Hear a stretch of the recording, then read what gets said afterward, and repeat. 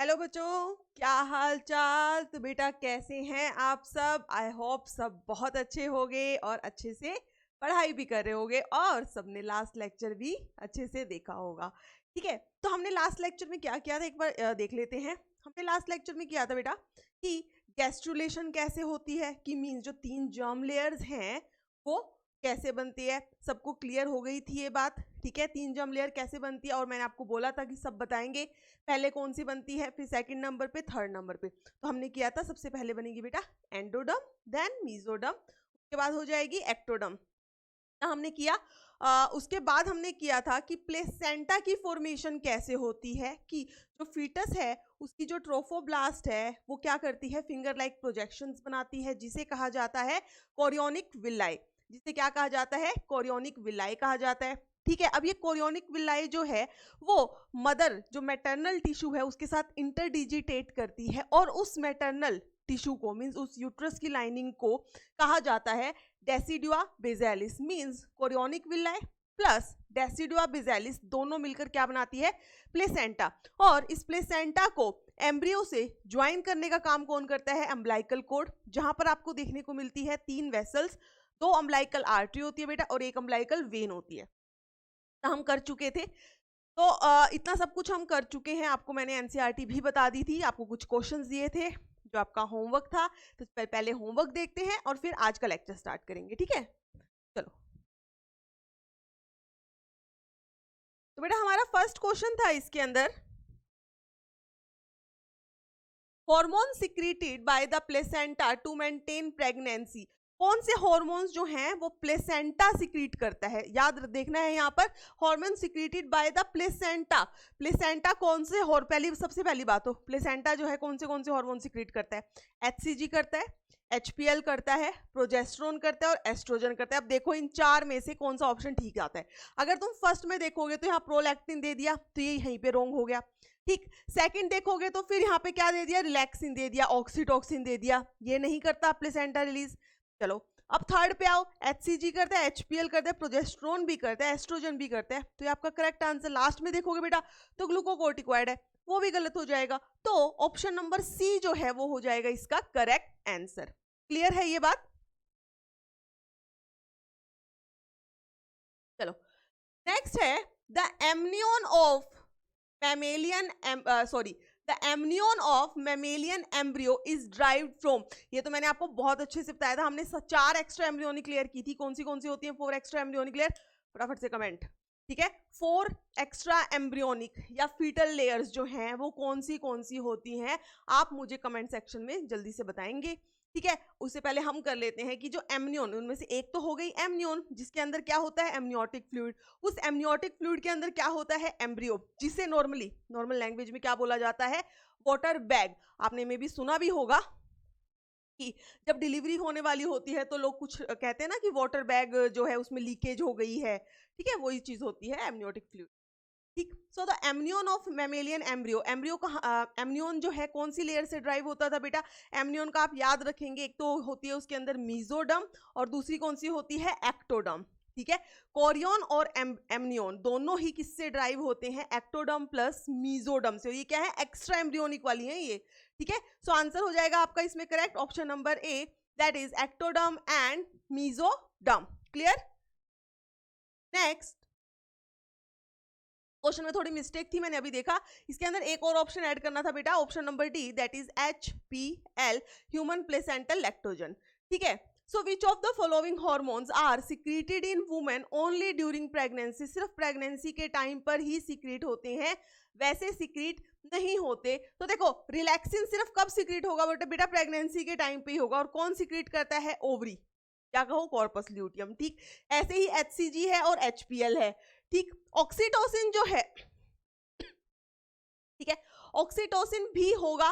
Oxytocin basically क्या होता है, ड्यूरिंग कॉन्ट्रैक्शन होता है। ठीक, और उसके अलावा क्या होता है, कब होता है, जब मदर का जो मिल्क है उसका लेट डाउन करवाना होता है, मतलब मदर मिल्क का जो इजेक्शन होता है उस टाइम पे भी होता है। ठीक, उसके बाद क्या है, प्रोजेस्टेरोन तो हमेशा हर मंथ होता है वुमेन के अंदर। ठीक, तो हमसे क्या पूछा है, which of the following hormone are secreted in women only during pregnancy, सिर्फ प्रेगनेंसी के टाइम पे। तो आप इसमें लिखेंगे relaxin, HCG and HPL, that is A, C and D. कौन सा हो जाएगा? A, C और D, मतलब कि ऑप्शन नंबर D जो है वो इसका करेक्ट आंसर हो. कौन सा होगा? Option number.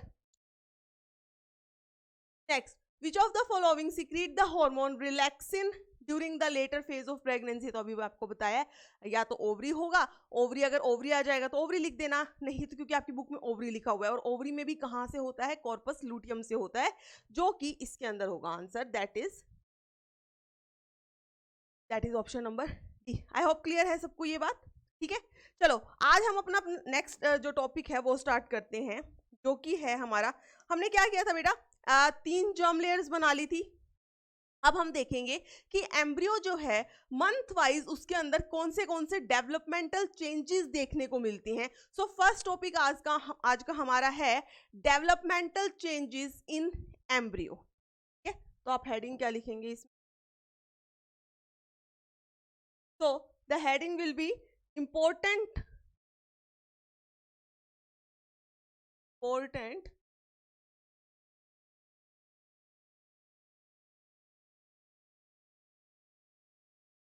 developmental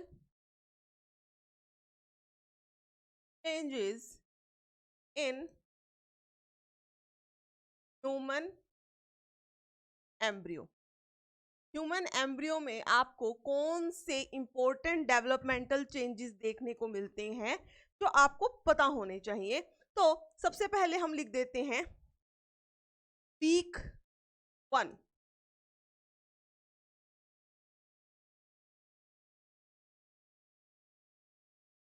अगर हम फर्स्ट वीक की बात करें, बेटा, तो फर्स्ट वीक के अंदर क्या होता है? सबसे पहले तो फर्टिलाइजेशन तो हो ही गई थी, उसके बाद ही हम वीक्स को काउंट करना स्टार्ट करते हैं, जब फ्यूजन हो जाता है उसके बाद. ठीक है, तो फर्स्ट वीक में क्या क्या हुआ था? एक तो ब्लास्टोसिस्ट की फॉर्मेशन हो गई थी, अगर आपको याद हो. क्या हुई थी? ब्लास्टोसिस्ट की फॉर्मेशन हुई थी. मींस क्या हुआ था कि वहां पर पहले क्या बना था? 4th डे पे क्या बना था? मोरूला बना था, 8 to 16 सेल का सॉलिड मास बना. ठीक है, और 7th उसके बाद क्या बना था? ब्लास्टोसिस्ट. ठीक है, ब्लास्टोसिस्ट के बाद जब 64 सेल्स हो जाते हैं तो 7th डे पे, मींस वीक 1 जो है, 1 वीक 7 दिन का होता है ना, तो 7th डे पे क्या हो जाती थी? इम्प्लांटेशन हो जाती. 7th डे पे क्या होती थी? इम्प्लांटेशन होती थी. मींस ब्लास्टोसिस्ट की फॉर्मेशन भी हो गई और इम्प्लांटेशन भी हो गई. तो इसके अंदर आप क्या लिख सकते हो कि फर्स्ट वीक जो है उसके अंदर क्या हुआ? एक तो क्लीवेज स्टार्ट हुआ. Cleavage starts, blastocyst formation. साथ में क्या हुआ? Implantation occurs. ये कब होता है? 7th day.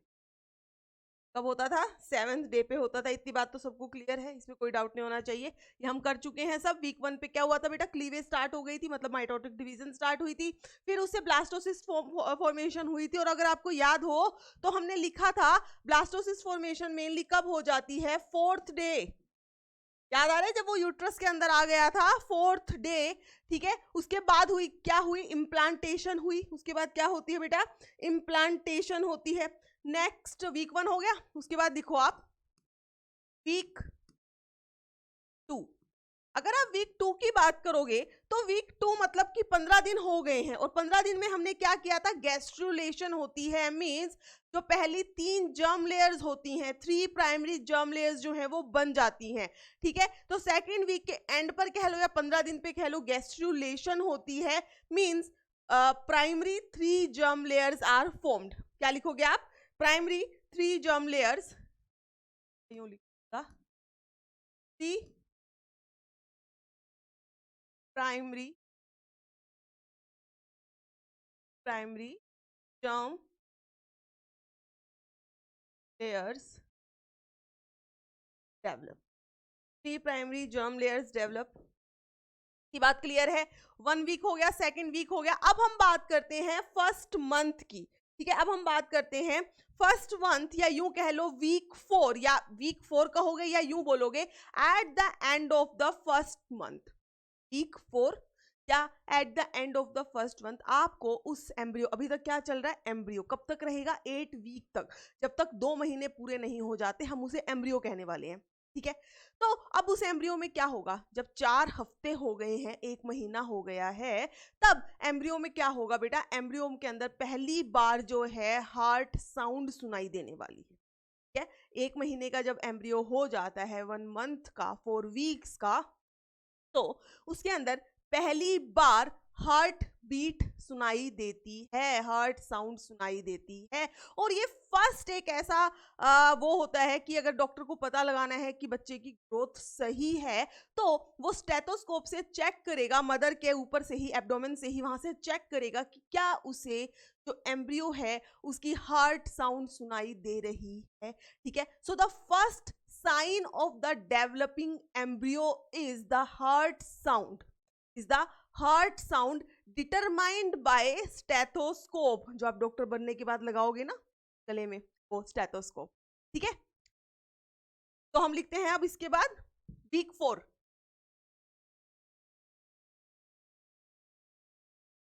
लिखोगे, या आप कहोगे इसको after 1 month of the pregnancy,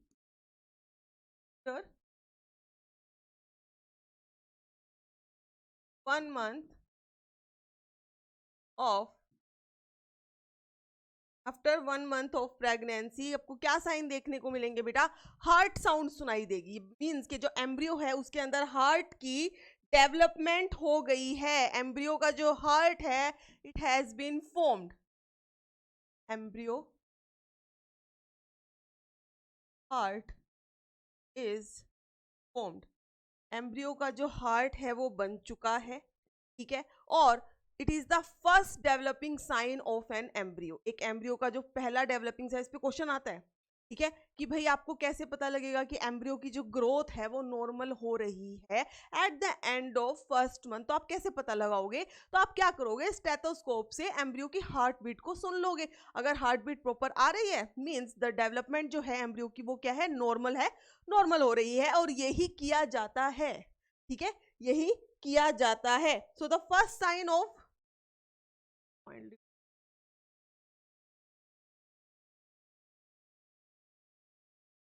the first sign of developing embryo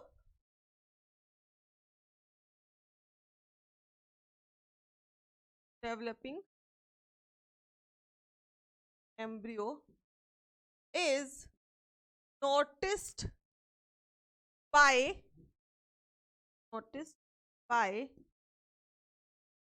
listening to heart sounds by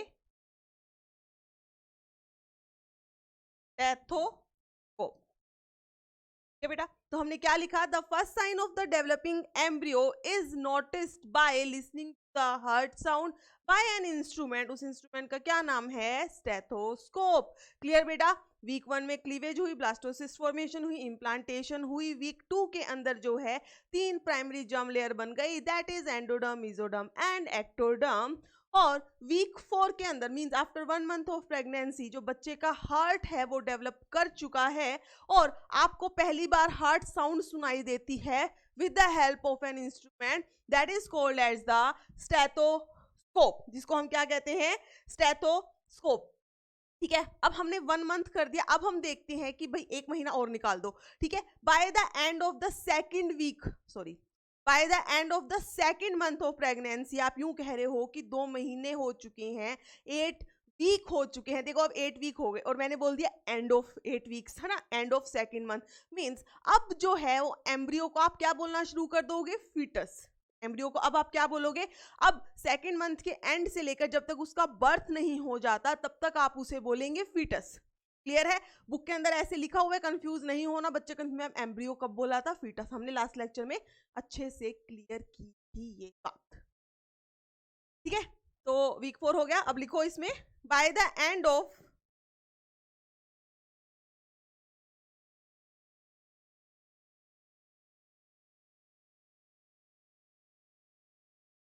लिख देते हैं, ठीक है। तो उसमें लास्ट में लिखेंगे बेटा हम by the end of second month of pregnancy,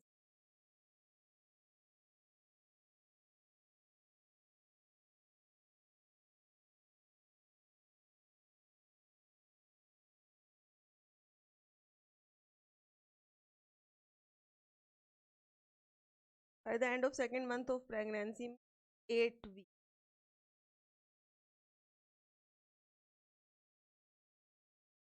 जब सेकेंड मंथ ऑफ प्रेगनेंसी का जो है एंड होता है, तब आपको उस फीटस के अंदर क्या डेवलपमेंट देखने को मिलेगी बेटा? अब फीटस के अंदर जो है उसकी लिम्स बनना शुरू हो गई हैं। लिम्स मतलब हाथ और पैर बनना शुरू हो गए हैं, साथ में उसकी डिजिट्स बनना शुरू हो गई हैं। मतलब ये जो आपकी फिंगर्स हैं, जो टोज हैं, वो क्लियरली दिखाई देंगी जब अल्ट्रासाउंड किया जाएगा।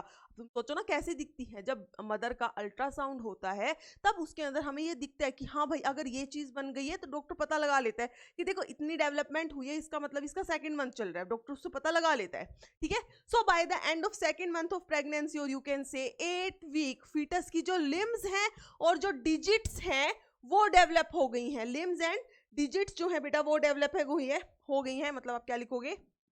fetus develops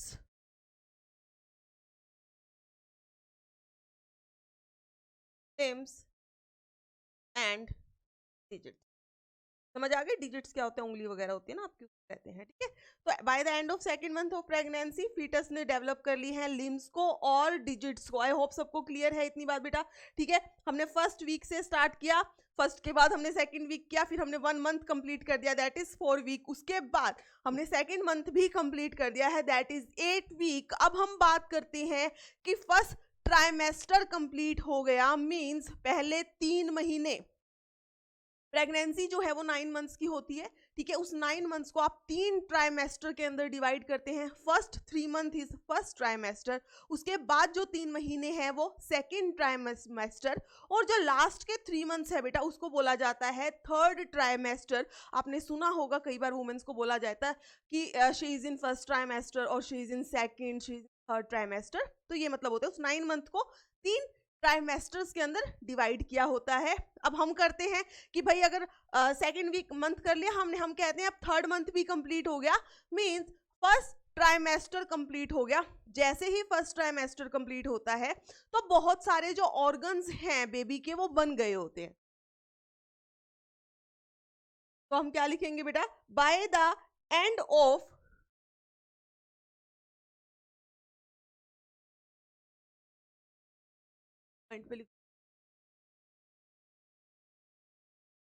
by the end of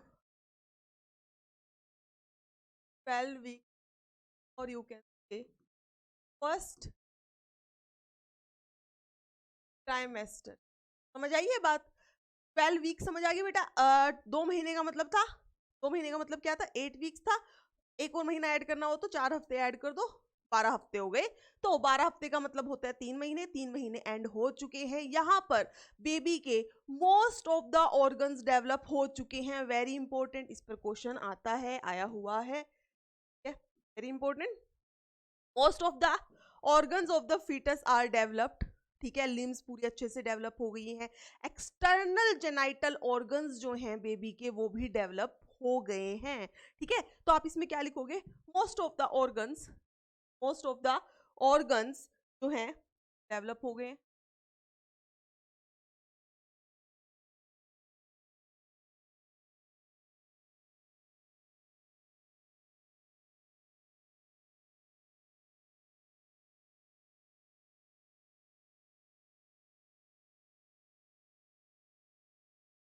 like limbs, जो हमने बोला था ना कि सेकेंड मंथ के अंदर जो है लिम्स ऑल बनने शुरू हो गई है, वो यहाँ पर अब कंप्लीट हो चुकी है। ठीक है, वो यहाँ पर कंप्लीट हो चुकी है। External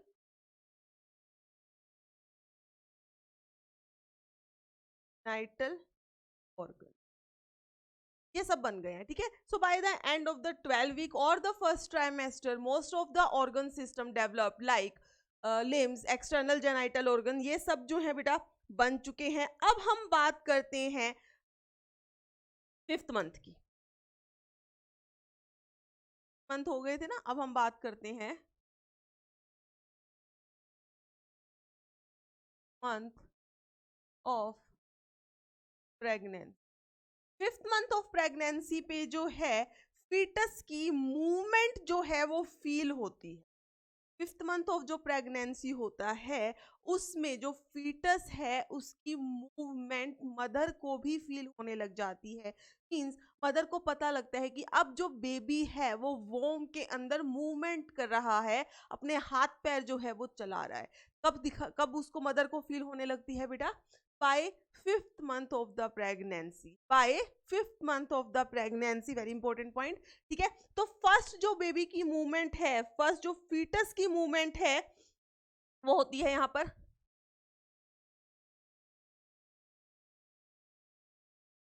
first movement of foetus.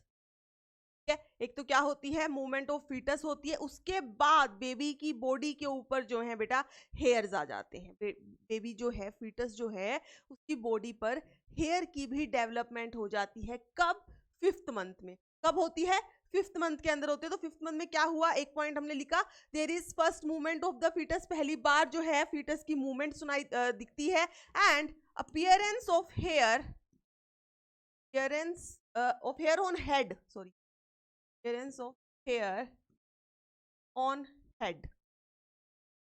तो जो फीटस का उसका हेड है उसके ऊपर हेयर्स भी आ जाते हैं। तो फिफ्थ मंथ के अंदर दो चीज कौन सी? एक तो बेबी की मूवमेंट होती है, first movement of the baby होती है, और दूसरा क्या होता है, appearance of the hair on the head, appearance of hair on the head. Clear है? फिफ्थ मंथ तक हमारा हो चुका है। फिफ्थ मंथ में क्या हुआ ये हमने कर लिया। ठीक है, अब हम करते हैं कि 24 वीक्स हो गए हैं, मींस जो सेकंड ट्राइमेस्टर है उसका एंड हो गया है। Means and of 24 weeks, second trimester. Second trimester and का मतलब है बेटा 6 मंथ्स जो है कंप्लीट हो चुके हैं। सेकंड ट्राइमेस्टर, समझ आ रही है ये बात? ठीक है, 24 वीक्स, 12 वीक्स पे क्या था, 3 महीने थे, तो उसे डबल कर दोगे तो 6 महीने हो जाएंगे। और 6 मंथ्स का मतलब क्या होता है कि सेकंड ट्राइमेस्टर कंप्लीट हो चुका है। 6 मंथ का मतलब क्या है, 24 वीक्स का मतलब क्या है कि there is end of the second trimester. अब यहां पर जो है फीटस के अंदर आपको क्या चेंजेस देखने को मिलेंगे, पूरी बॉडी के ऊपर हेयर की डेवलपमेंट हो गई। हमारी पूरी बॉडी पे हेयर होते हैं, तो यहाँ पर सेकंड ट्राइमेस्टर का जब एंड होता है, 24 वीक्स का जब एंड होता है, तो बेबी का पूरी बॉडी जो है it is covered by hair. बात क्लियर? फिर दूसरा क्या होता है, ये जो हमारी आई लिड्स हैं, this is upper eyelid, ये लोअर आई लिड, अब बेबी की ये दोनों आई लिड जो है वो ओपन होती हैं। ठीक है, 22nd मंथ, सेकेंड ट्राइमेस्टर जब एंड होता है तो ये जो आईलिड्स हैं ये सेपरेट हो जाती हैं। आई लैशेज, आई लैशेज पता है ना बेटा, ये वाली आई लैशेज जो हैं वो भी डेवलप हो जाती हैं। तो यहाँ पे आपको 3 चेंजेस याद रखने हैं। एक तो full body is covered by hair, ठीक है। दूसरा होगा आईलिड्स जो हैं दे गेट सेपरेटेड। तीसरा होगा जो आई लैशेज जो हैं दे डेवलप। तो यहाँ पर हम 3 चेंजेस लिखेंगे, 3 चेंजेस जो देखेंगे हम, क्या होगा, body is covered by hair, body is covered by fine hair। Confuse नहीं होना है। एक आपसे पूछा जाए कि जो फीटस है उसके सिर के ऊपर बाल कब आए, उसका जो हेड है उस पे हेयर कब आए, तो आप बोलोगे फिफ्थ मंथ में आए। कब बोलोगे बेटा? फिफ्थ मंथ में। अब एक क्वेश्चन आता है कि पूरी जो फीटस की बॉडी है it is covered by fine hairs, पतले पतले हेयर्स, तब आप बोलोगे by the end of 24 weeks और by the end of the second trimester. So body is covered by fine hair. दूसरा हमने क्या बोला था, आईलिड्स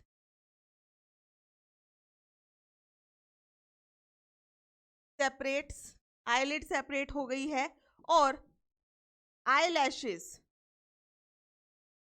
डेवलप्स,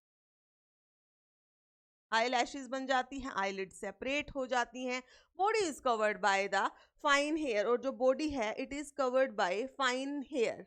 ठीक है, सेकेंड ट्राइमेस्टर खत्म हो गया। अब हम बोल देते हैं सीधा जो हमें याद रखना है, जो हमारी बुक में दिया हुआ है, 7 हो गए। Bye the end of 9 months, अब क्या हो चुका है बेटा, 9 मंथ्स का कंप्लीट हो चुके हैं। बाय एंड ऑफ 9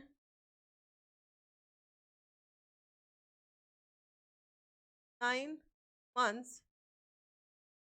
यहाँ पर क्या है, फीटस जो है उसकी फुल ग्रोथ हो चुकी है, now it is ready for the delivery. अब वो रेडी है कि उसका बर्थ हो जाए, चाइल्ड जो है उसका बर्थ हो जाए। Foetus is fully grown,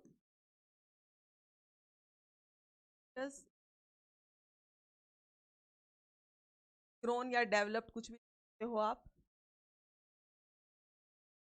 ready for delivery, और यू कैन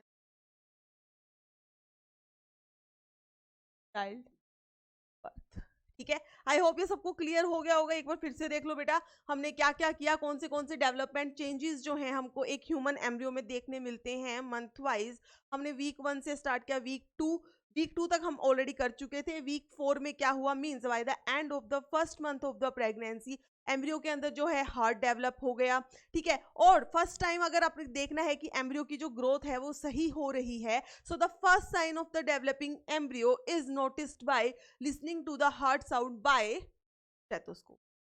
1 महीना कंप्लीट हो गया है, फिर हम बात करते हैं कि सेकंड मंथ कंप्लीट हो गया, 8 वीक कंप्लीट हो गए, अब उसे हम फीटस कहेंगे। और अब जो फीटस है उसकी लिम्स बन गई हैं, हाथ पैर बन गए हैं, ये उंगलियां डिजिट्स बन गई। क्लियर है इतनी बात? फिर by the end of 12 weeks, और you can say first trimester, 3 महीने कंप्लीट हो गए हैं, most of the organ systems जो हैं फीटस के अंदर डेवलप हो गए हैं, चाहे वो उसकी लिम्स हो, चाहे उसके एक्सटर्नल जेनाइटल ऑर्गन्स हो।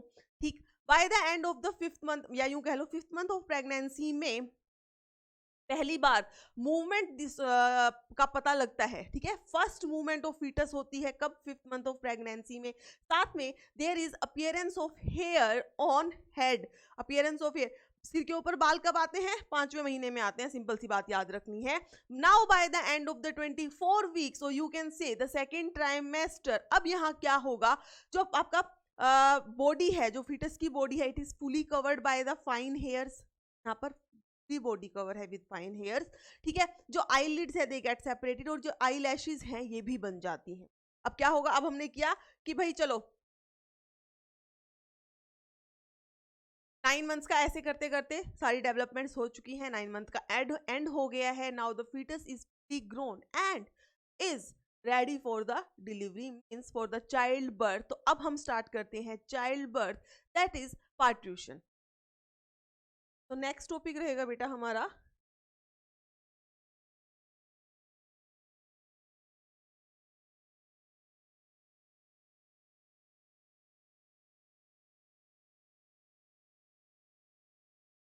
सो the next topic is the parturition, या आप इसको कहेंगे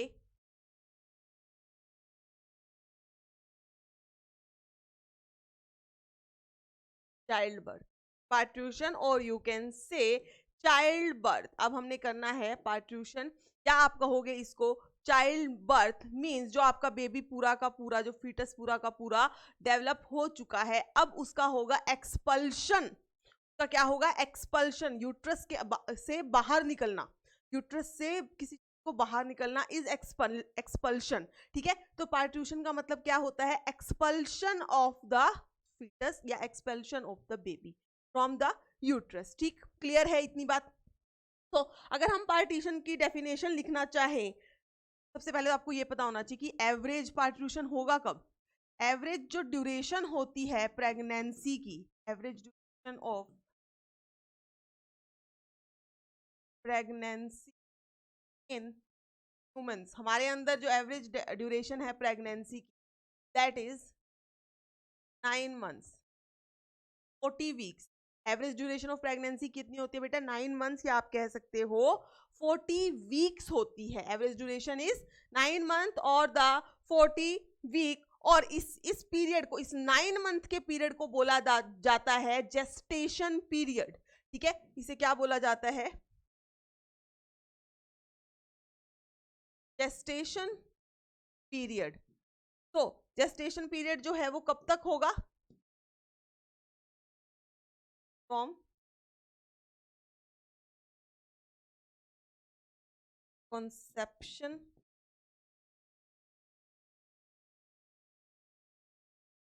birth, कंसेप्शन से लेकर मीन्स जब वुमेन को बोला गया कि शी इज प्रेग्नेंट, तब से लेके जब तक फीटस का जो है बर्थ नहीं हो जाता, मीन्स वो जो ड्यूरेशन है 9 मंथ्स की, दैट इज जेस्टेशन पीरियड। उसे क्या बोला जाता है? Gestation period. So average duration of pregnancy is 9 month. ठीक है, इस एवरेज ड्यूरेशन, इस 9 मंथ को कहा जाता है जेस्टेशन पीरियड। इस 9 मंथ को क्या बोला जाता है बेटा? Gestation period. कंफ्यूज नहीं होना है। ठीक है, means from the conception, means from getting pregnant till birth of the baby. ठीक है, जब प्रेग्नेंट होने से बर्थ ऑफ द फीटस या बर्थ ऑफ द बेबी को हम कहते हैं जेस्टेशन पीरियड। इतनी बात क्लियर है? इतनी बात क्लियर है सबको? ठीक है, अब होता क्या है? पार्ट्यूशन का मतलब क्या है बेसिकली? ठीक है, जेस्टेशन पीरियड है भाई 9 मंथ का। ठीक है जी, हो गए 9 मंथ। अब हमने कहा eight the end of the 9 month, जब जैसे ही 9 मंथ कंप्लीट होते हैं, ठीक है, जो फीटस है इट इज फुली ग्रोन, तो जो वुमेन की यूट्रस होती है उसके अंदर विगरस कंट्रैक्शंस होते हैं। विगरस मतलब बहुत ज्यादा जो है यूट्रस के अंदर कॉन्ट्रैक्शन होना शुरू हो जाता है। ठीक है, अगर आप आपको यहाँ पर याद हो एक चीज, जब हमने यूट्रस की लाइनिंग की बात की थी, यूट्रस की लेयर्स की बात की थी बेटा, तो 3 लेयर थी। ठीक है, जो बीच वाली लेयर थी उसे हम कहते थे मायोमेट्रियम, जो कि किससे बनी होती है? स्मूथ मसल से बनी होती है। तो जब हम कहते हैं ना यूट्रस में कॉन्ट्रैक्शन हुई, इसका मतलब जो मायोमेट्रियम है, जहां पर स्मूथ मसल्स हैं, वहां पर कॉन्ट्रैक्शन होती है। क्लियर है? So at the end of the pregnancy there are vigorous contractions in the uterus. Uterus के अंदर विग्रस कंट्रैक्शन होती है और उस कंट्रैक्शन से ही क्या होता है? एक्सपल्शन या डिलीवरी ऑफ द चाइल्ड होता है। इसी प्रोसेस को कहा जाता है पार्ट्यूरेशन। इसी प्रोसेस को क्या कहा जाता है बेटा? पार्ट्यूशन। तो इसको लिख दो कि ये बेसिकली क्या हो गई? एक टाइप की डेफिनेशन हो गई है। ठीक है, सो हम क्या लिखेंगे इसके अंदर? At the and of pregnancy, at the end of pregnancy there are vigorous contractions in the uterus. There are vigorous contraction in the uterus which causes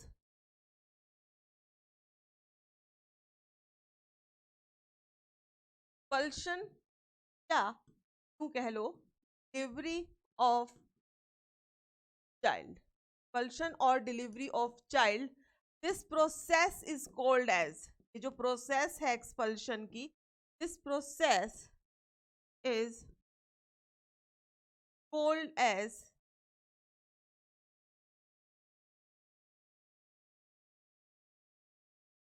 parturition. इस प्रोसेस को ही हम क्या कहते हैं? Parturition. So at the end of pregnancy there are vigorous contractions in the uterus. यहाँ पर क्या होती है? There are vigorous contractions in the uterus which causes the expulsion और the delivery of the child, and this process of delivery of foetus, ये जो process है of the delivery of the foetus और द चाइल्ड, इसे हम क्या कहते हैं? पार्ट्यूशन, या यूं कह लो कि इसे हम कहते हैं चाइल्ड बर्थ, या हम क्या कहते हैं बेटा इसको? Child birth. अगर मैं इस प्रोसेस ऑफ पार्ट्यूशन की बात करूं, भाई ये हुआ कैसे? क्यों हुई ये ऐसी कॉन्ट्रैक्शन स्टार्ट? तो समझो पहले, बाद में लिखेंगे। तो क्या होता है बेटा, जब फुली जो eight the end of 9 month पे ही जो फीटस है वो फुली ग्रोन है, तो एक फुली ग्रोन फीटस है, ठीक है, या पहले यूं समझो कि जो पार्ट्यूशन है आपकी बेसिकली न्यूरो एंडोक्राइन प्रोसेस है। न्यूरो एंडोक्राइन मतलब, न्यूरो मतलब यहाँ पर नर्वस सिस्टम भी इन्वॉल्व है, एंडोक्राइन का मतलब क्या होता है? हॉर्मोन्स भी इन्वॉल्व है। तो यहाँ पर नर्वस सिस्टम भी और हॉर्मोन्स भी, किसके? मदर के। किसके? मदर के, वो सब इन्वॉल्व हैं। हॉर्मोन्स में अगर आप बात करो तो यहाँ पर इन्वॉल्व होता है कौन से बेटा? ऑक्सीटोसिन होता है, ठीक है, साथ में क्या होता है? कॉर्टिसोल होता है। एस्ट्रोजन और प्रोजेस्टेरोन की रेशियो जो है वो इंक्रीज हो जाती है at the time of the child birth. ठीक है, तो हुआ क्या? तो पार्ट्यूशन कैसी है? बेसिकली एक न्यूरो एंडोक्राइन रिफ्लेक्स है या न्यूरो एंडोक्राइन मैकेनिज्म है।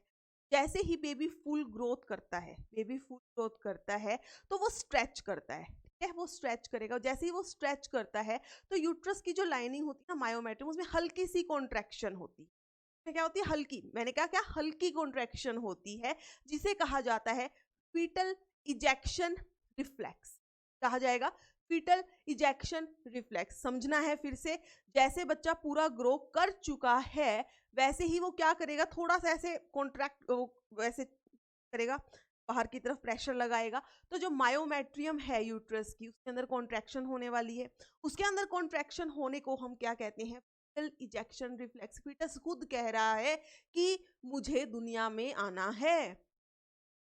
तो जैसे ही फीटल इजेक्शन रिफ्लेक्स स्टार्ट होती है, इट ट्रिगर्स, ये किसको ट्रिगर करता है, ये ट्रिगर करता है पोस्टीरियर पिट्यूटरी को, ट्रिगर करेगा बेटा पोस्टीरियर को, और वहां से रिलीज होगा एक हार्मोन दैट इज ऑक्सीटोसिन। ठीक है, समझ आई है, पोस्टीरियर पिट्यूटरी को ट्रिगर करेगा और वहां से रिलीज होने वाला है क्या, ऑक्सीटोसिन। और ऑक्सीटोसिन का काम क्या होता है, ये यूट्रस के अंदर जो पहले हल्की हल्की कॉन्ट्रैक्शन हो रही थी उसको स्ट्रॉन्ग कर देगा।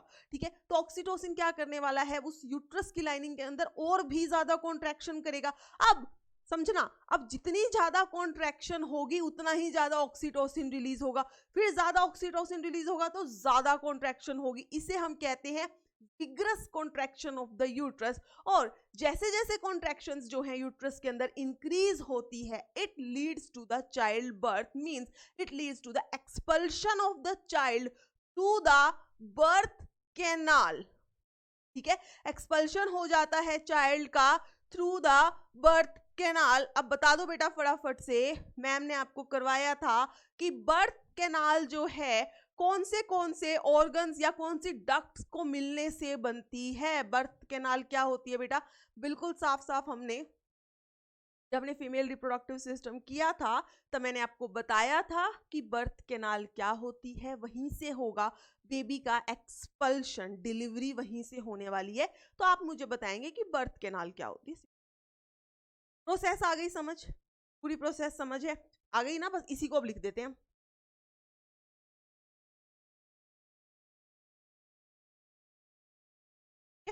चलो इसको लिखते हैं, तो हम क्या लिख सकते हैं, हम क्या कह सकते हैं बेटा कि जो प्रोसेस है पार्ट्यूशन की,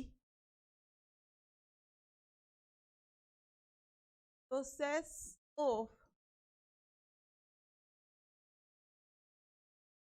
पार्ट्यूशन इज इंड्यूस्ड, कौन इंड्यूस करता है, it by nervous plus endocrine system of mother. Okay? So the process of parturition is induced by the nervous plus endocrine system of the mother. Endocrine system का मतलब क्या होता है कि यहाँ पर इन्वॉल्व हैं हॉर्मोन्स।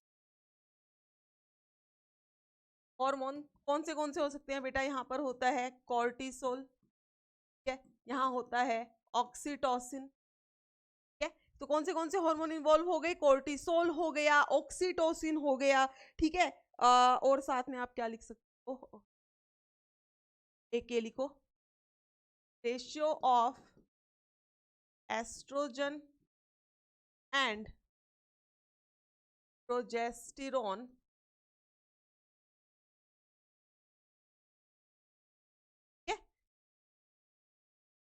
पार्ट्यूशन के टाइम पे एस्ट्रोजन और प्रोजेस्टेरोन की रेशियो जो है वो इंक्रीज हो जाती है, ये आपको याद रखनी है बात। ठीक है, so process of parturition is induced by the nervous and the endocrine system, दोनों ही इसको इंड्यूस कर रहे हैं, इसलिए इसे हम क्या कहते हैं, it is a neuro endocrine mechanism. ये कैसा मैकेनिज्म है, पार्ट्यूशन जो है वो कैसा मैकेनिज्म है बेटा, it is a neuro endocrine mechanism,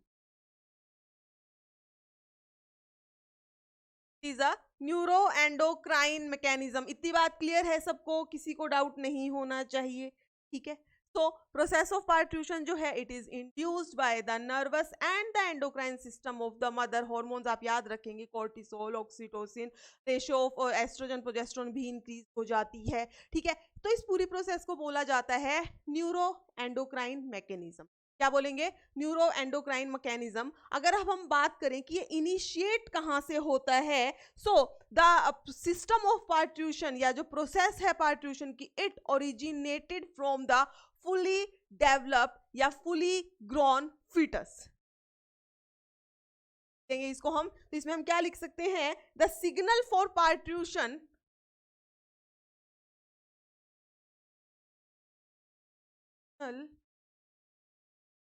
for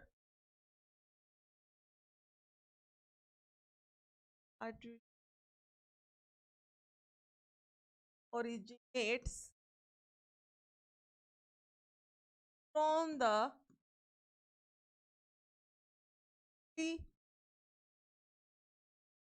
developed।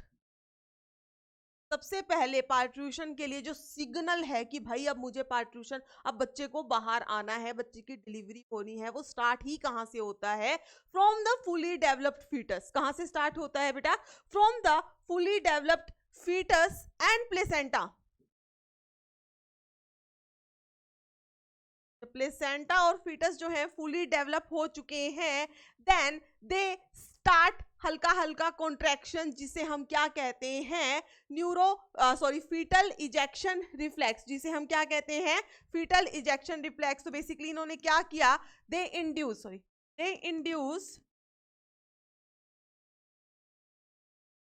Mild uterine contraction.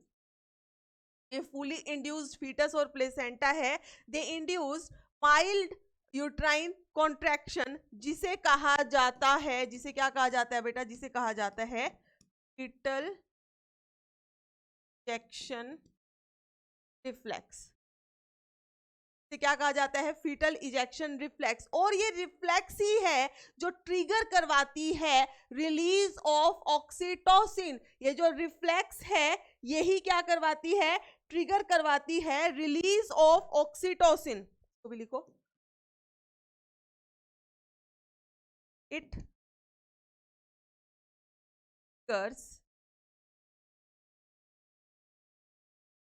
triggers the release of oxytocin from, ये लिखना बहुत जरूरी है, बच्चे आधे कंफ्यूज हैं कि कौन ऑक्सीटोसिन रिलीज कर रहा है, कहीं फीटस ही तो नहीं कर रहा। भाई फीटस नहीं करता, ऑक्सीटोसिन कहां से रिलीज होता है, मदर के पोस्टीरियर पिट्यूटरी से। ठीक है, so it trigger the release of oxytocin from maternal posterior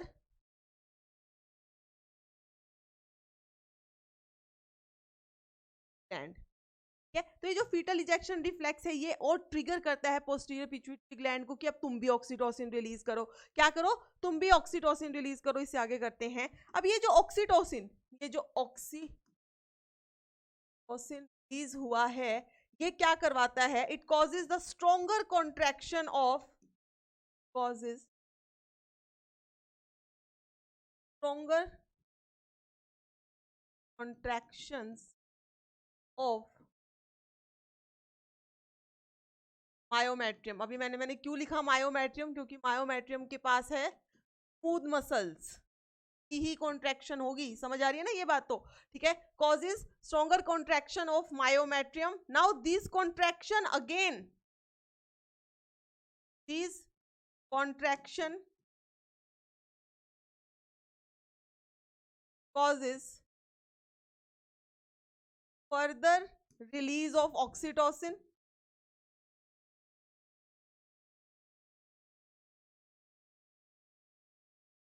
causes further release of oxytocin, which in turn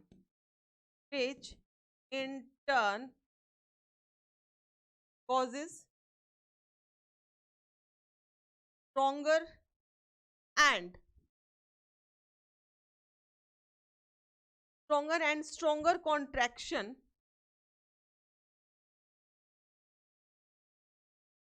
of stress and leads to child birth, which leads to child birth, और you can say कि अब पार्ट्यूशन हो चुका है, leads to child birth. और कुछ time के बाद बेटा जो प्लेसेंटा था वो भी मदर की बॉडी से बाहर आ जाता है। आफ्टर सम टाइम, या यूं लिख दो, after birth of infant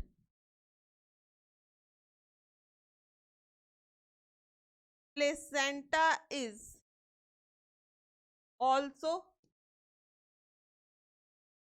expelled out of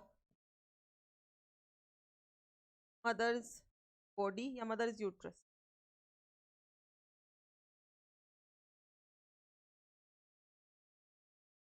ठीक है, समझ आई? ये मैंने आपको वो बताया था, वही मैंने लिख दिया है कि भाई पहले क्या हुआ, फीटस जैसे ग्रो हुआ, फीटस और प्लेसेंटा अच्छे से डेवलप हो चुके हैं, उन्होंने हल्की सी कॉन्ट्रैक्शन करवाई, इस कॉन्ट्रैक्शन को कहते हैं हम फीटल इजेक्शन रिफ्लेक्स स्टार्ट हुआ, उस रिफ्लेक्स ने क्या किया, पोस्टीरियर पिट्यूटरी जो मदर का था, posterior pituitary gland of mother, उसको इंस्ट्रक्शन दिया, उसको ट्रिगर किया कि तुम ऑक्सीटोसिन रिलीज करो। तो जैसे ही वहां से ऑक्सीटोसिन रिलीज हुआ, उस ऑक्सीटोसिन ने क्या करवाया, कॉन्ट्रैक्शन करवाई यूट्राइन वॉल्व की। ये इन कॉन्ट्रैक्शंस ने क्या किया, फर्दर और ज्यादा ऑक्सीटोसिन रिलीज करवाया पोस्टीरियर पिट्यूटरी, और भी ज्यादा ऑक्सीटोसिन आया, तो और भी ज्यादा स्ट्रोंगर एंड स्ट्रोंगर कॉन्ट्रैक्शन हुई यूट्रस के अंदर। जो कॉन्ट्रैक्शन जैसे जैसे धीरे धीरे बढ़ती जा रही है, वैसे ही क्या हो जाएगा, एक्सपल्शन या डिलीवरी ऑफ द चाइल्ड हो जाएगा, मींस चाइल्ड बर्थ हो गया, पार्ट्यूशन जो है कंप्लीट हो गई।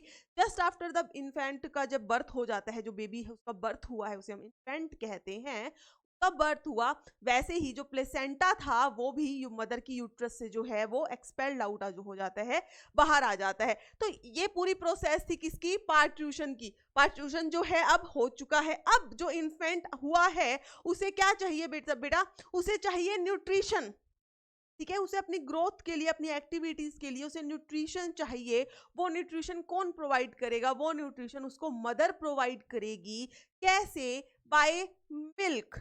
कैसे प्रोवाइड करेगी बेटा, बाय मिल्क, उस जिसे हम कहते हैं लैक्टेशन, जिसे हम क्या कहते हैं, लैक्टेशन। और जो मदर जो है, जिसके मेमरी ग्लैंड से मिल्क की प्रोडक्शन होती है, उस मदर को हम कह देते हैं यहाँ पे नर्सिंग मदर। क्या कह देते हैं, नर्सिंग मदर। मीन्स अब वो अपने बेबी का क्या करेगी, पालन पोषण करेगी, तो उसे हम क्या कहते हैं, नर्सिंग मदर कह देते हैं। ये बात क्लियर है? चलो अब हम लिख देते हैं, फिर नेक्स्ट हमारा topic is lactation.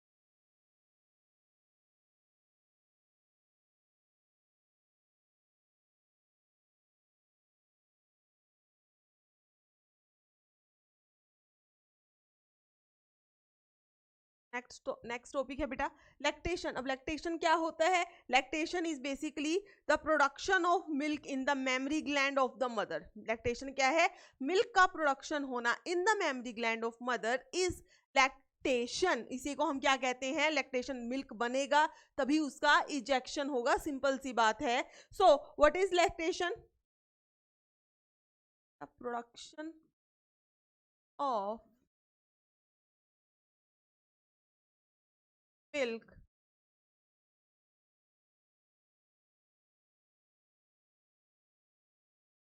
mammary gland. Production of milk in mammary gland is called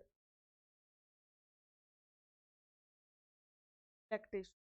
milk की प्रोडक्शन होना मेमरी ग्लैंड में इज लैक्टेशन, उसी को हम क्या कहते हैं, लैक्टेशन। ठीक है, जो मेमरी ग्लैंड होती है मदर की, दे अंडरगो डिफरेंशिएशन। उसके अंदर क्या होती है, डिफरेंशिएशन होती है। मींस वहां के जो एल्वियोलाई हैं वो अच्छे से डेवलप करना शुरू करते हैं। एल्वियोलाई के जो सेल्स हैं उनको एक्टिवेट किया जाता है कि भाई मदर जो है वो प्रेग्नेंट है।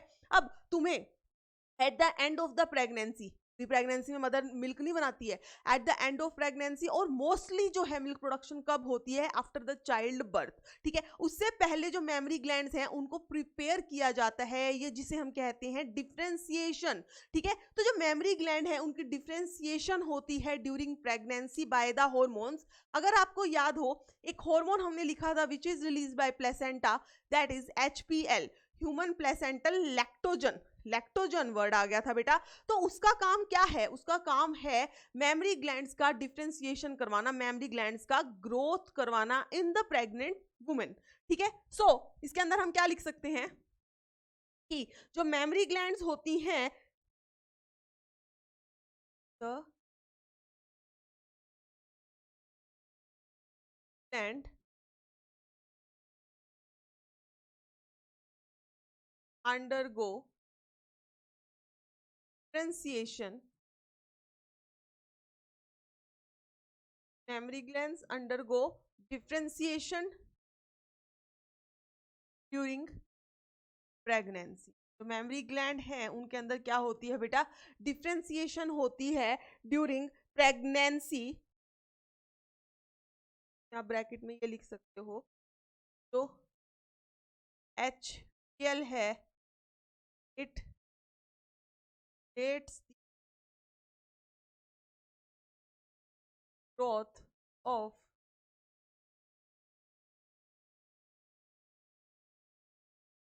मेमोरी। सो जो द मेमोरी ग्लैंड है they undergo differentiation during pregnancy. HPL जो है it stimulate the growth of the memory gland. HPL क्या करता है, stimulate the growth of the memory gland and at the end of the pregnancy को memory glands start producing memory glands starts producing milk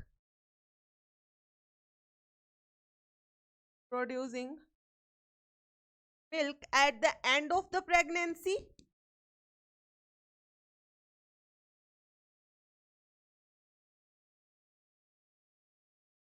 or you can say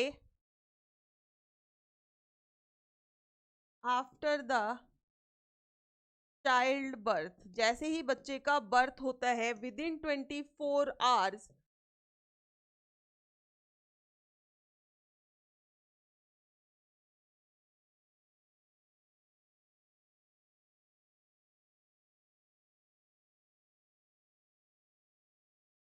क्या लिखा बेटा कि memory gland के अंदर डिफरेंशिएशन होती है ड्यूरिंग प्रेगनेंसी, जिसमें HPL जो है जिसका हमने नाम लिखा था उसका फंक्शन भी पता होना चाहिए। तो वो HPL क्या करता है, ग्रोथ करवाता है मेमोरी ग्लैंड का। जो मेमोरी ग्लैंड्स हैं दे स्टार्ट प्रोड्यूसिंग मिल्क। पहले उसका पूरी प्रेगनेंसी में डिफरेंशिएशन हो रहा है, ग्रोथ हो रहा है। वो मिल्क प्रोडक्शन कब करती है, just eight the end of the pregnancy. या आपके बुक के अंदर एक लाइन यहाँ लिखी हुई है, बट जो समरी दी हुई है ना बेटा NCERT के अंदर, वहां पर ये लाइन साफ लिखी हुई है कि जो मेमोरी ग्लैंड है they start producing milk mainly after the child birth. जैसे ही बच्चे का बर्थ होता है उसके 24 घंटे के अंदर जो है मेमोरी ग्लैंड्स जो है क्या बनाती हैं बेटा, मिल्क बनाना स्टार्ट कर देती हैं। ठीक है, मींस मिल्क बनना शुरू हो गया है तो अब उसका इजेक्शन भी होगा, अब उसका इजेक्शन भी होगा। समझनी है, फिर से एक बात समझो पहले। मिल्क बनाने का कोर काम, देखो HPL का काम था कि मेमोरी ग्लैंड का ग्रोथ करवाना। ठीक है, तो जैसे ही चाइल्ड बर्थ होता है ना तो ये इंफॉर्मेशन जाती है किसके पास, anterior pituitary gland of mother. किसके पास बेटा, anterior pituitary gland of mother. तो एंटीरियर पिट्यूटरी ग्लैंड जो है एक हार्मोन सीक्रेट करती है, दैट इज प्रोलैक्टिन। हम क्या कहते हैं, प्रोलैक्टिन। वो प्रोलैक्टिन क्या करवाता है, जो मेमोरी ग्लैंड्स के अंदर हमने स्ट्रक्चर किया था वहां पे एल्वियोलाई था। मैंने बताया था आपको कि जो एल्वियोलाई होती हैं मेमोरी ग्लैंड में they are lined by the milk producing sales.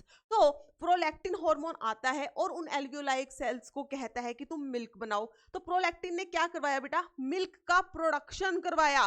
Prolactin जो है मिल्क का प्रोडक्शन करवाता है और मिल्क का स्टोरेज करवाता है। दो क्वेश्चन बनते हैं, मिल्क का प्रोडक्शन और स्टोरेज किसने करवाया, प्रोलैक्टिन ने। अब एक क्वेश्चन आता है, भाई मिल्क तो बन गया बट अब जो लैक्टिफेरस डक्ट थी, याद आ रही है, लैक्टिफेरस डक्ट आई थी बहुत सारी, कहां पर, निपल्स के अंदर। अब वो जो मिल्क है उसका इजेक्शन कैसे होगा, या लेटिंग डाउन मींस जो बेबी मिल्क पीता है वो वह उस मेमोरी ग्लैंड से जो है बाहर कैसे आता है, या इजेक्शन कैसे आता है, उसके लिए जो हार्मोन रिस्पॉन्सिबल है दैट इज ऑक्सीटोसिन। उसे हम क्या कहते हैं, ऑक्सीटोसिन कहते हैं। अब आई समझ, मिल्क को बनाना और उसको स्टोर करवाने का काम करता है प्रोलैक्टिन। मिल्क का इजेक्शन कौन करवाता है बेटा, मिल्क का इजेक्शन करवाता है ऑक्सीटोसिन। दो अलग अलग हार्मोन है, दोनों आपको याद रखने हैं, कंफ्यूज नहीं होना। ठीक है, तो अब इसके अंदर हम क्या लिख सकते हैं, इसके अंदर लिखेंगे बेटा, after 24 hours of parturition, after 24 hours of child birth या पार्ट्यूशन,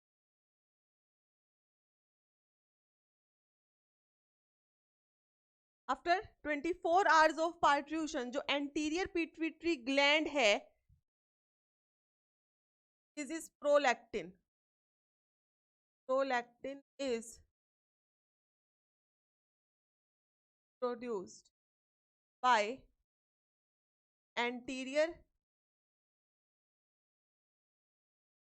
gland of mother.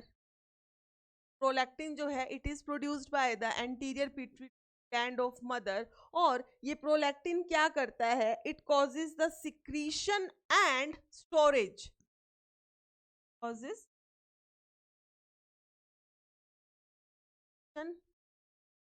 And storage of milk in alveoli of mammary gland। तो प्रोलैक्टिन ने क्या किया, it causes the secretion and the storage of the milk in the alveoli of the mammary gland. उसके बाद अब जब milk बन ही गया है तो इसका क्या होगा बेटा, इजेक्शन होगा, इजेक्शन ऑफ मिल्क।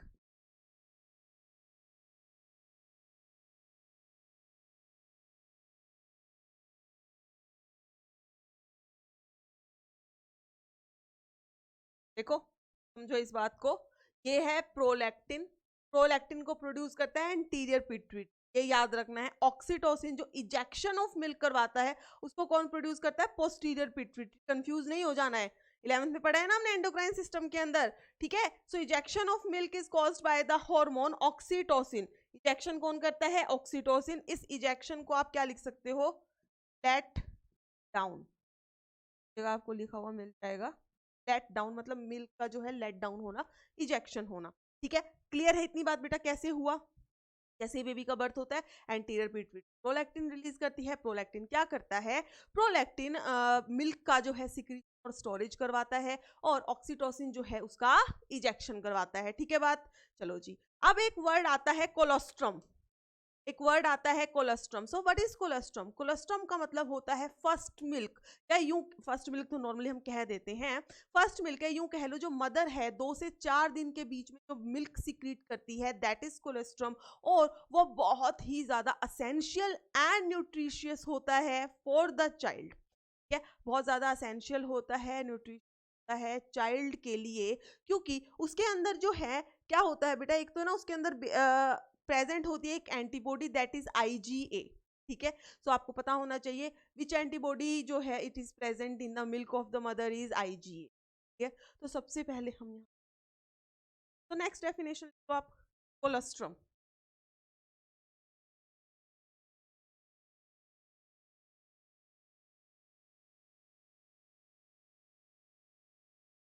ठीक है। तो फर्स्ट प्रोड्यूस्ड मिल्क, जो फर्स्ट प्रोड्यूस्ड मिल्क होता है उसी को हम क्या कहते हैं, कोलेस्ट्रम, या यूं कहो द फर्स्ट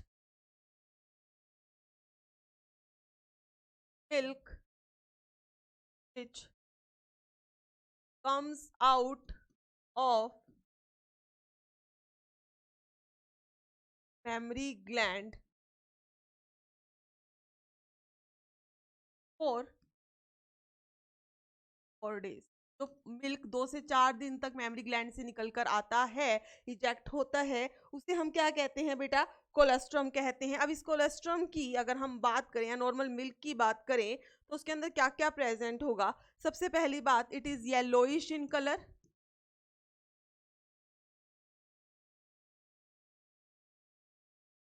क्या होता है, ये क्या होता है बेटा, it is yellowish in colour, it have antibodies, के पास जो है एंटीबॉडीज होती हैं, इट हैव एंटीबॉडीज। और नॉर्मली एंटीबॉडी कौन सी होती है बेटा, it has antibodies that is IgA। साथ में मिल्क के पास क्या होता है, वाटर होता है, ठीक है। मिल्क प्रोटीन, मिल्क के अंदर प्रोटीन कौन सा होता है, केसिन। मिल्क प्रोटीन का क्या नाम है बेटा, केसिन। अब देखो milk sugar, milk sugar that is lactose, ठीक है। बच्चे आधे कंफ्यूज रहते हैं, समझ नहीं आता, तो समझ लो मिल्क प्रोटीन अलग है बेटा, मिल्क शुगर अलग है। मिल्क प्रोटीन कौन सा है, कैसिन है, और मिल्क शुगर कौन सा है, लैक्टोज है। ये तो वो चीज है जो इसके अंदर काफी अच्छे अमाउंट के अंदर प्रेजेंट होती है, बट 2 चीज आपको याद रखनी है जो मिल्क में नहीं होती, क्या, poor in iron content and poor in vitamin। तो ये है कोलेस्ट्रम। कोलेस्ट्रम क्या होता है? The first milk which is produce by the mammary gland for the first 2 to 4 days। It is yellowish in color. It have antibodies like IgA, then it has water, then milk protein, milk sugar, poor in iron content, and it is poor in vitamin C also। ये आपको चीज याद रखनी है। एक दो point और मैं आपको बता रही हूँ, इंपॉर्टेंट मान लो चाहे इसको, ठीक है। एक दो पॉइंट और क्या है बेटा, कि जो मदर है, एक जो नर्सिंग वुमेन जो है, जो स्टार्टिंग में मदर जो है, वो कितना मिल्क जो है प्रोड्यूस करती है एक दिन के अंदर? 1 से 2 लीटर।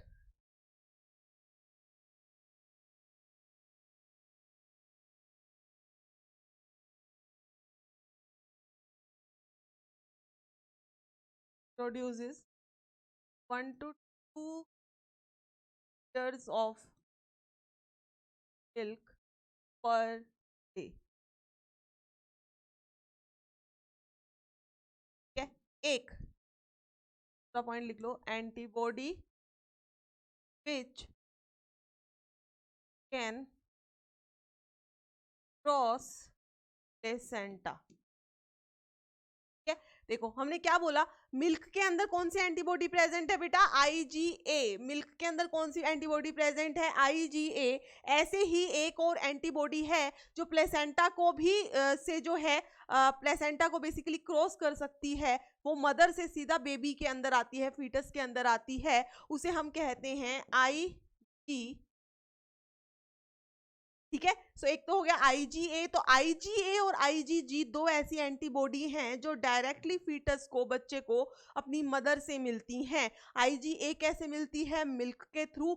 IgG कैसे मिलती है? क्योंकि ये प्लेसेंटा क्रॉस कर लेती है तो प्लेसेंटा के थ्रू मिलती है। आई होप इतनी बातें क्लियर हैं सबको, ठीक है बेटा, क्लियर? आई होप ये सबको क्लियर हो गया होगा। हमने आज क्या क्या किया है? एक तो हमने पार्ट्यूशन किया, ठीक है। पार्ट्यूशन के बाद हमने क्या किया था? लैक्टेशन किया। पार्ट्यूशन में हमने आपको हार्मोन्स बताए कि कौन से मेन हार्मोन्स होते हैं। कोर्टिसोल होता है, ऑक्सीटोसिन होता है, और there is increase in ratio of the estrogen and progesterone. मैंने आपको लैक्टेशन के अंदर HPL का काम भी बताया। एक चीज रह गई बेटा, 1 मिनट। जब हम पार्ट्यूशन हमने किया तो उसमें आप एक चीज लिखो कि जो हमने एक हार्मोन मैंने आपको करवाया था, याद है? रिलैक्सिन। जो हमने बोला था कि eight the end of the pregnancy ovary, या यूं कह लो कॉर्पस ल्यूटियम रिलीज करती है, तो उस रिलैक्सिन का फंक्शन हमने क्या किया? नहीं किया। तो रिलैक्सिन का फंक्शन क्या होता है? बेसिकली रिलैक्सिन क्या करवाता है? रिलैक्सिन जो है फ्लेक्सिबिलिटी इंक्रीज करता है। कहाँ की? प्यूबिक सिम्फाइसिस की। जो हिप बोन्स होती हैं उनके बीच में ऑफकोर्स क्या होते हैं? लिगामेंट्स होते हैं। उनको क्या करते हैं? उनकी फ्लेक्सिबिलिटी इंक्रीज करता है, ताकि जो चाइल्ड बर्थ है, पार्ट्यूशन है, वो इजीली हो जाए, ठीक है। तो एक पॉइंट यहाँ लिख सकते हैं हम, यहाँ पे लिख दो।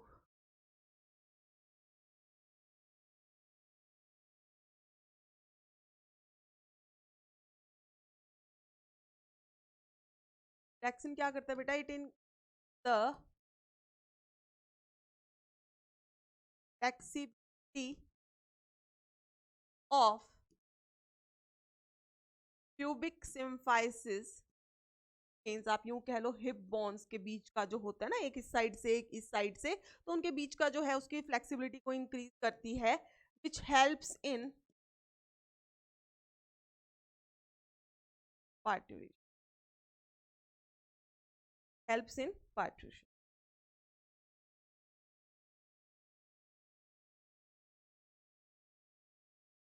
तो एक ये पॉइंट हो गया कि रिलैक्सिन क्या करते हैं। रिलैक्सिन जो है चाइल्ड की ग्रोथ के अंदर, सॉरी चाइल्ड की बर्थ के अंदर हेल्प करती है by relaxing the pubic symphysis, by relaxing the pubic symphysis. तो ये हमारा हो गया है, ठीक है। अब इससे रिलेटेड कुछ क्वेश्चन है, आज मैं आपको क्वेश्चन करवा देती हूँ। नेक्स्ट लेक्चर जो रहेगा उसमें हम करने वाले हैं इस चैप्टर की पूरी NCERT डिस्कशन, जिससे आपका ये चैप्टर 1 गो के अंदर क्या हो जाएगा बेटा? रिवाइज हो जाएगा, ठीक है। 1 गो के अंदर रिवाइज हो जाएगा। पूरी सिर्फ NCERT मैं यहाँ पे आपको पढ़ाने वाली हूँ। वैसे हमने भी पढ़ी है मैक्सिमम NCERT, बट हम फिर से एक बार इसको पढ़ देंगे, ठीक है। तो चलो अब क्वेश्चन देख लेते हैं। तो फर्स्ट क्वेश्चन क्या है, fetal ejection reflex in human female is induced by fetal ejection reflex कहाँ से इंड्यूस होती है बेटा by fully grown fetus से, जो fully grown fetus है वही तो करता है fetal ejection reflex, तो it is by the fully developed fetus and the placenta, that is option number C. Clear? Next, which extraembryonic membrane in human prevent the desiccation of the embryo? Desiccation का मतलब मैंने आपको बताया था drying up. So which extraembryonic layer prevents the desiccation or the drying up of the embryo? तो embryo कहाँ पे रहता है amniotic fluid में, और वो layer कौन सी है? It is amnion. very very easy question. तो देखो ये भी 2008 में आया हुआ है, चाहे पहले आया हुआ अभी भी आ सकते हैं, तो इसलिए मैंने आपको सारी लेयर्स अच्छे से करवाई है, याद रख लेना, ठीक है। Next, which of these is not an important component? क्या पूछा है? not an important component of initiation of parturition in humans. ठीक है, सबसे पहले there is increase in estrogen and progesterone ratio, बिल्कुल मैंने आपको बताया था, अभी लिखवाया भी है कि parturition के टाइम पे there is increase in the estrogen and progesterone ratio, there is synthesis of prostaglandin. ये याद रखना बेटा, प्रोस्टाग्लैंडिन का काम होता है they causes the contraction, ठीक है, प्रोस्टाग्लैंडिन भी इंक्रीज हो जाते हैं, ऑक्सीटोसिन तो होता ही है, बट क्या पार्ट्यूशन के अंदर प्रोलैक्टिन का काम है? नहीं, प्रोलैक्टिन का काम तो मिल्क प्रोडक्शन में है, तो कौन सा यहाँ पर नहीं होगा? डी नहीं होगा, तो करेक्ट आपका ऑप्शन नंबर, ठीक है। हमसे पूछा था not an important component, so prolactin is not an important component. Next, in human beings at the end of the 12 weeks, that is first trimester of pregnancy, the following is observed. खुद ही याद करो, 12 week जब first trimester complete हुआ तो मैंने आपको क्या लिखवाया कि most of the organ system जो है डेवलप हो जाते हैं, पूरी लिम्स, एक्सटर्नल जेनाइटल ऑर्गन सब डेवलप हैं, यहाँ पे लिखो most of the major organ systems are develop, that is option number B. तो बेटा ये था हमारा आज का लेक्चर, और इसी के साथ हमारा चैप्टर भी जो है वो कंप्लीट हो गया है।